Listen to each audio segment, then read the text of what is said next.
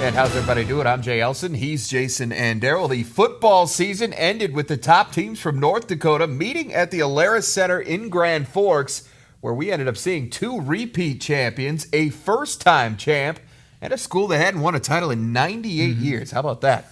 Well, let's start in the nine-man ranks with a battle of unbeaten teams. Cavalier hadn't even been tested yet this season. Their resume included a win over a Double-A team, and their slimmest margin of the year in their own class was a 37-point barn burner. That was their closest, folks. Over Hatton Northwood. Shiloh Christian, meanwhile, also had an impressive season. They earned a trip for the first time to the Dakota Bowl. Jason, speaking of that playoff run, let's take a look at how these two teams got it. Well, you see Cavalier, they didn't have many problems throughout the season. Didn't have many problems in the postseason. A 76-0 win, a 54-0 win, and then finally were scored on by Lemoore Litchfield Marion in the semifinals. On the other hand, Shiloh Christian, their second consecutive unbeaten regular season into the playoffs, had a 30-point win against Divide County, played against Grant County Flasher, a very tough team, and handily won 36-8, and then facing TGU, had a great game, had to win it in the end, got a 12-point win in a game that featured over 100 points. So two very quality opponents making their way to the Alerus Center. All right, well, that sets the stage. Let's take a look at the highlights. Cavalier taking on that Shiloh Christian team. Again, the Tornadoes scored for a second straight nine-man title up there in North Dakota. Second quarter, Trent Carl for Cavalier. Now he's going to take this one 22 yards for the touchdown. Tack out the two. It's 8-0 Tornadoes early. Nice to have a quarterback like Carl. Last year it was Ryan Crest taking the headlines. This year, Carl doing a nice job at quarterback. Brock Robbins, they're going to fall on the fumble here, and then Brock Robbins going to take it in for another touchdown, and they double the lead. 16-zip Tornadoes at that point. Not many individuals in the state of North Dakota as good as Brock Robbins. You see him do it on defense. You see him do it on offense a couple times, dragging people in, literally dragging people into the end zone. This guy is a force. He's going to be tough to be stopped in high school, and then next year playing for the Bison. I know this is going to be hard to believe, but here he is again, trucking his way to pay dirt. Little reach for the pylon there. 7 yards on the touchdown that time. That made it 30-0. Fourth quarter now. Shiloh Christian gets up and going. Zach Martin on a long pass play, and that would set up Blake Emmel for the touchdown. And the Skyhawks get on the board. They did a nice job holding Shiloh Christian all game long, just like they have all year. Their defense is very proud, but giving up one touchdown, they'll take it as long as they can take the title. Yeah, they get that title by a score of 36-6. Not the same kind of dominance that we've seen. It's a 30-point win, and we're saying that. But Cavalier, 36-6 win to get their second straight nine-man title in North Dakota. Brock Robbins, 29 carries, 142 yards, 3 touchdowns. Trent Carroll, 12 carries, 109 yards and a touchdown. Shiloh Christian led by Zach Martin and Blake Emmel on defense, but impressive to say the least. Yeah, quite a title, and we did hear from Sandy Loxdell and Brock Robbins after the game. It's all about team with us. You know, I'd give up the coach of the year. I'd give up I'm sure Brock could give up the senior athlete for the win. We're all about going out there and working hard and earning our W's, and that's what these kids do. You know, they work extremely hard. They put the time in the weight room. They get after it. They watch film. You know, whatever it takes, they're going to do it, and that makes a great program. And I'm just a small piece of that program, and just an outstanding performance by our kids today. Yeah, we just came in here trying to be more physical than they were today, and they came out hot, but we kept our composure and just did what we did all year. Feels amazing, you know, because all the hard work that we put in, seeing pay off, just feels amazing. All right, well, up next, we move to Class A, where the Aggies and the Cowboys tried to wrangle themselves a championship. You're watching the Varsity Sports North Dakota Championship Special. Varsity Sports on Midco Sports Network is presented by AE Tech Electrical Training Center in Rapid City. Varsity Sports on Midco Sports Network is presented by Shields. And welcome back to the North Dakota Championship Special here on Varsity Sports. Jay Elson, Jason Adair. Moving to North Dakota Class A football now. Both teams in this game, Jason, lost during the regular season, but both avenged that loss in the playoffs. We're talking about Park River Fordville Lakin, who lost to Larimore 29-13, but came back to beat them in the semifinals by a count of 7-0. Killdeer, on the other hand, lost in the regular season 27-16 to Hazen. came back, beat the Bison, ended their winning streak 14-6 in the semis. Yeah, you look at this bracket as they got here in the semifinals, both stand out with those avenged losses. But look in the quarterfinals when both of these teams beat undefeated teams. Park River Fordville Lankin kind of got on the map with a win over Oaks. Killdeer beat Rugby on the road. So both teams were well tested and playing their best ball as they approached this game at the Alara. Well tested and confident as they came in for a little morning football on Friday at the Alara Center. Let's take a look at the highlights now. Again, Park River, Fordville, Lankin, and Killdeer play for the Class A title in North Dakota. Park River, with 13 plays in their first drive, fumbled at the goal line, but next time they get it, they get into the end zone. Eston Beneda gets in for the touchdown, 6-0 Aggies at that point. Later in the first quarter, Killdeer quarterback Trent Rohr from 17 yards out. It was an important drive to respond because it looked early on like the Aggies were the ones controlling the tempo, so Killdeer needed that run from Rohr to get on the board. First play of the second quarter, tied at 6. Long touchdown coming up here for Park River. Great throw, Abraham Hankey to Levi Cudmore, makes it 12-6. One of the best plays of the entire weekend at the Alara Center. But once again, Killdeer comes back and evens it up. They tied it up at 12 apiece. Less than 2 minutes later, the delayed punt return. Yeah, this is an interesting play. You see him let it bounce. Everybody kind of scatters, and then, whoa, look what I found. And he finds a lane all the way to the end zone. And that made it 18-12 Killdeer, their first lead of the day, but Park River comes back to score just before the half. They go 63 yards in 3 plays. Took them less than a minute. Caden Hunter with the diving catch. Yeah, that was a diving catch. The throw was, like you saw, from the halfback, so maybe not the best throw in the world, but he came up with it and scooped it for the score. 19-18 Park River Fordville Lankin at the half, middle third quarter. Killdeer driving. Will Zimmerman knocks it loose for Park River. Jackson Hankey picks it up and scores. And that makes it a 12-point lead for Park River. Another huge play in the game to give them a 2-score lead. And Park River Fordville Lankin does what many thought they couldn't do, and they put enough points on the board to bring home the title. 26-18 is your final. Abe Hankey, 11-22 passing, 194 yards, a couple of touchdowns. Caden Hunter carried it 15 times for 117 yards in the win. Afterwards, we got a chance to talk to both Jackson Hankey and head coach Robert Gold. Well, we knew we had to make some big plays, and we knew we had to, especially at halftime, make some adjustments on defense, which I thought we did a great job of. And I tell you what, this little number 12, Will Zimmerman, has a heart of gold and came up with a big stick and forced a fumble that, Jackson took to the house. And, you need plays like that in big games, and we did it again today. Well, we started out pretty hot. We got some of the momentum going. They came back. It was close for a while. Will Zimmerman made a big play. Number 12, Will Zimmerman, made a big play. He forced that fumble, came right into my hands. I went in the end zone. That's all Will Zimmerman. That was a heck of a play by him. And I couldn't have asked for a better team or a better town, better coaches to do this with. Go Aggies. Well, we've got more trophies hoisted coming up after the break. Next, we're going to take a close look at the 2 best teams in AA. Later on, we'll check in on the AAA title game. That's coming up on the Varsity Sports North Dakota Championship Special. Varsity Sports on Midco Sports Network is presented by AE Tech Electrical Training Center in Rapid City. Varsity Sports on Midco Sports Network is presented by Shields. And welcome back to Varsity Sports. Class 2A, Jason, when St. Mary's and Shanley got together in the first week of the regular season, they were the top 2 teams in the rankings.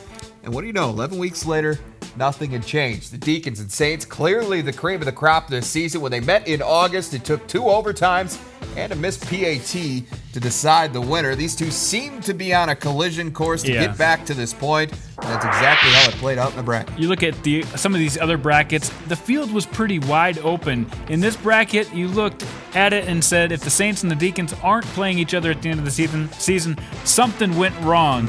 And you saw them both march their way to the finals. St. Mary's pulled out a 37-16 win in the semis. Shanley had a handily win over Beulah, 36-6. And what do you know? They face each other once again. Yeah, and you just had a feeling this time around, like it was in August, it was going to be good. And as we go to the highlights, we're going to see that it was pretty good. It was pretty good. And we're going to pick it up late in the first quarter. This is Noah Krebs for St. Mary's.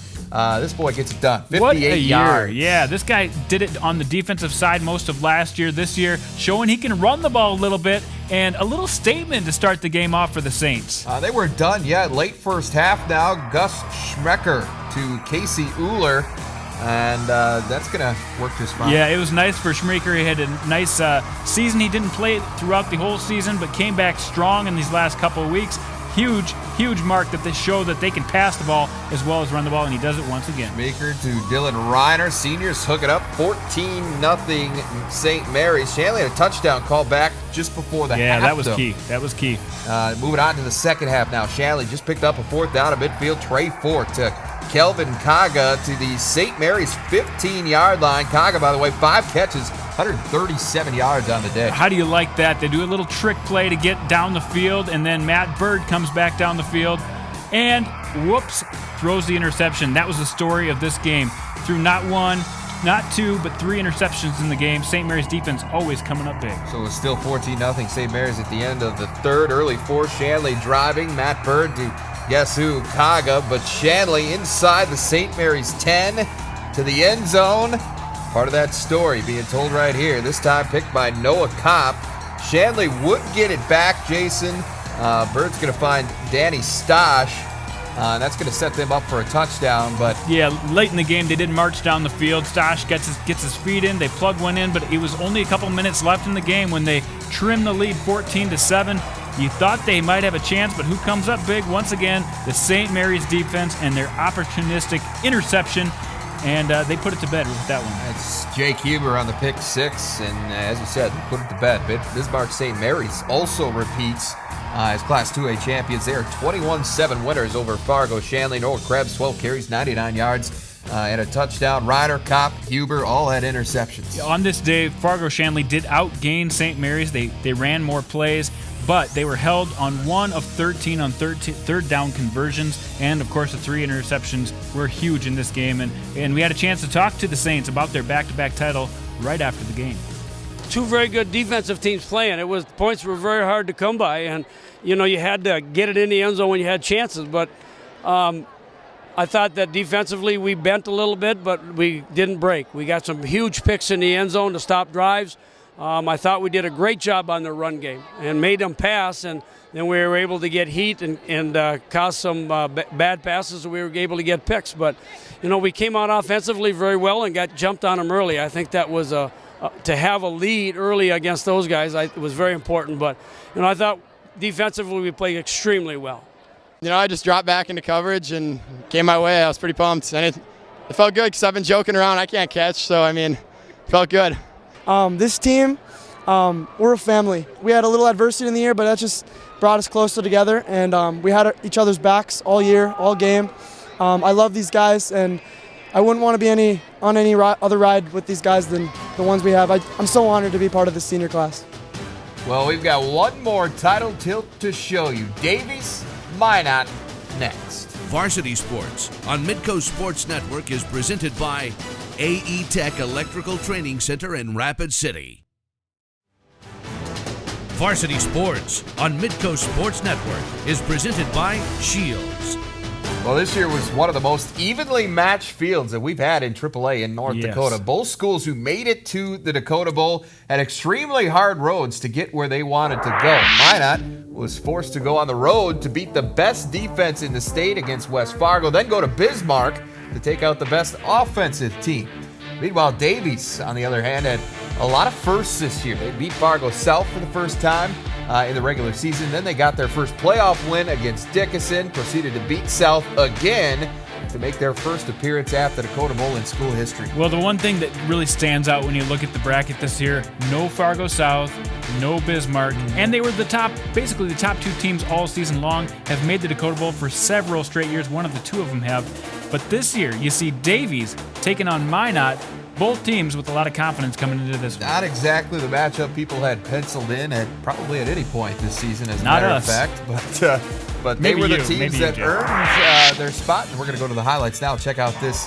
Davies and Minot playing for the Class AAA title. As you said, no South, no Bismarck for the first time in a long time. And here we go. Davies long drive of their first possession. Aiden Hartness, though, picked off by Ben Molinski. The opposing quarterback picks him off. That has got to feel good, especially to keep Davies off the board, that high-scoring machine that they are. Minot had a long touchdown run by Carter Gorn and called back by penalty. They do get a field goal from Mason Hofer to make it 3-0 Magicians. J.D. Arguelles now gets the ball and turns things around. They were able to run the ball. It wasn't just the Hartnesses.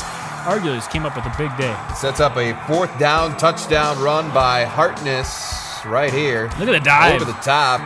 He had broke the play, and that's all that matters. 7-3 Davies in front. Minot, 76-yard drive, capped by Bolinski with the touchdown. 10-7 Minot with 2 minutes to go. You know what? Half. The Magi stayed in this one. They were just trying to keep the Hartnesses at bay, and they did up until this play where Tristan Hartness comes down with it 5 yards later. Yep. He puts it in the end zone. 14-10. As Minot, unfortunately for them, was done scoring after that first half, but Davies, as you see right there, was not. Third quarter, they're back at it. Big number 79, Quinn Martin, boom, lighting up a guy right there, throwing a block. That springs Arguelles for a 51-yard touchdown. And it's 20-10 Davies. Arguelles, one of the few juniors on this crew that is going to be back next year. He's fun to watch run. After a Davies interception by Tanner Boyanovsky, Eagles get a field goal to make it a 23-10 lead after 3. Fourth quarter, Aiden Hartness after the interception here. Yeah, the interception was huge. Again, Arguelles coming up big. A chance for Minot to get back into that game. They did not do it. And the Davies Eagles are your AAA champs in North Dakota. They had their first title in basketball last year, first title in football this year. Yeah, it's that school's been around, 5 years? Basically their fifth season, yeah. So, kudos to them for that's a tough thing to do, to build an athletic program like that. Some of the numbers that stand out here, obviously Arguelles with his big day, 9 carries, 137 yards and a touchdown, also had the pick 6. Aiden Hartness, 6 of 12 through the air, 132 yards and a touchdown. Also added 79 and 2 scores on the ground. And we heard from all those champion Eagles afterward. Yeah, it's very special. It's very special. Me and Tristan we just have some sort of bond and some sort of chemistry that we can't really explain. It's just very special. I'm glad to have him with me. Yeah, growing up and always playing catch in the backyard, we were always pushing each other to get better, and just to see all the hard work pay off is just surreal to us, and it's crazy. We've been working hard our off season, and we knew we were going to be a good team this year, so we worked. And the middle of the season, we had our first loss, and none of us liked it. So we all played hard. We worked hard during practice, and we knew we can come this way, go all the way. And now we're here. Now we got it. I thought they played fantastic. Minot's got some, high-powered kids, a great quarterback, and that stuff's not easy to defend when they spread you out and then they run the state 100-meter champ at you. And I just thought our kids kept playing hard, and we got a couple bounces that went our way, and that really broke the game open. And it was a great second half. Well, all season we've been making our picks on these games and sharing them with you. And when we come back, we're going to show you those results, crown our own champion, if you will, put the finishing touches on the 2014 season. That's coming up next. Varsity Sports on Midco Sports Network is presented by AE Tech Electrical Training Center in Rapid City. Varsity Sports on Midco Sports Network is presented by Shields. And welcome back. We are wrapping things up here on our Varsity Sports North Dakota Championship special. And all coaches talk about playing their best ball at the end of the season, right, Jason? Well, it was me who brought it at the end of our prediction season. You had a very strong postseason. It was pretty much neck and neck throughout the middle of the season. I actually had a lead at the beginning of the season. Yeah, you did. And then came upset season for Jay. He nailed more upsets, I think, than he actually got regular picks right. And he came back and made a charge, but to put his foot down in the playoffs, undefeated. Finished strong. Just one wrong. Just one wrong in North Dakota, and overall went to 10-1. Yeah. So sorry to you people up there in Parkville, Fordville, Lincoln. Yeah, that's the one we got wrong. That's the one I got wrong. It doesn't take anything away from your championship run, but so 10-1 overall, 3-1 in North Dakota in the championships. Jandy 6-5, 1-3. Yeah, so anyway, moving on. Just stay tuned next week. However, the week before Thanksgiving, that Wednesday night, we are going to have a special on the Players of the Year. We'll take a look at some of the best players, not only the Player of the Year in each class, but some honorable mentions that deserve mention. And we'll also take a look at some of the best plays of the year. And we will get you ready for next year, some of the top teams to look for in 2015. That's crazy. I mean, you get into this Player of the Year talk, and it's so difficult to narrow it down to one guy in and how much do you take class. In the postseason into account and the regular season? Exactly, well, yep. we're gonna take the entire season into account, so it should be fun taking a look at some of the best players in North Dakota. Because it should mean something. If you have a big postseason, that's when it matters most to your team, and especially for a lot of these guys that end up winning championships. They came up huge, and they're a big reason why their team was in the place that they were in to begin with, and then to finish it off strong. Certainly deserves some extra mention. So lots of good stuff. As Jandy said, we're gonna take a look at the players, some of the teams coming up for next year as well. So plays of the year, all kinds of good stuff coming up for you next week here on Varsity Sports. All right, that is going to do it for us in North Dakota for the 2014 high school football season. For Jason and Adair, I'm Jay Elson. Remember to tune in next week.